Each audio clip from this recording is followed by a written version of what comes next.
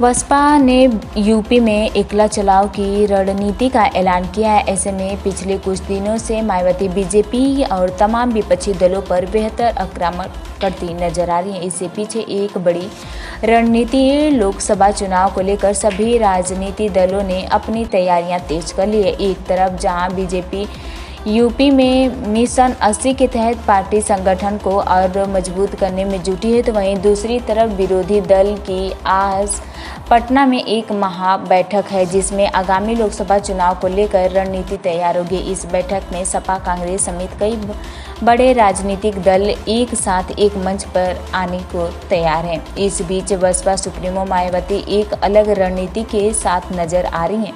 बसपा ने यूपी में एकला चुनाव की रणनीति का ऐलान किया। ऐसे में पिछले कुछ दिनों से मायावती बीजेपी और तमाम विपक्षी दलों पर बेहतर आक्रामक नजर आ रही हैं, चाहे वो बीजेपी शासित सरकार की नीतियां हो या फिर बिहार के मुख्यमंत्री नीतीश कुमार द्वारा बुलाई गई विपक्षी दल के महा बैठक हो।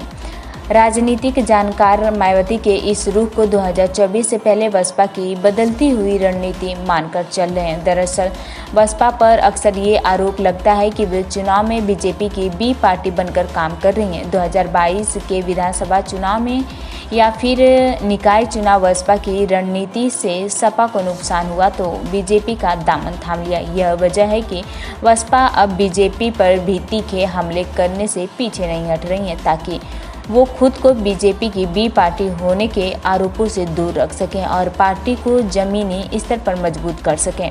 बसपा सुप्रीमो बीजेपी शासित राज्यों की नीतियों पर भी खुलकर बोल रही हैं, ताकि वो मुस्लिमों की सहानुभूति ले सकें।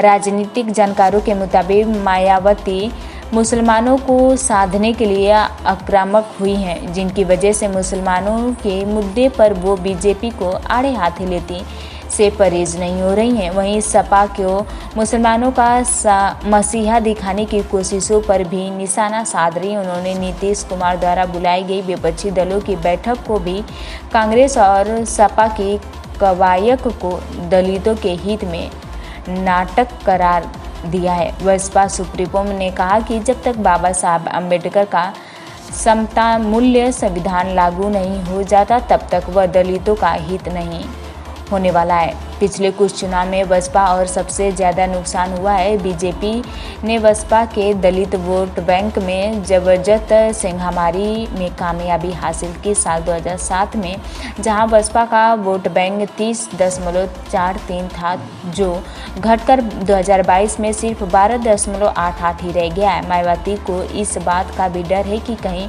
उनके वोट बैंक में विपक्षी दल भी सेंध न लगा ले। यही वजह है कि वो अब तमाम मुद्दों को लेकर सभी राजनीतिक दलों पर हमला बोल रही हैं। दलितों के मुद्दों पर भी वो खुलकर बोल रही हैं, ताकि वो ये साबित कर सके दलित की सच्ची हितैषी बसपा ही है।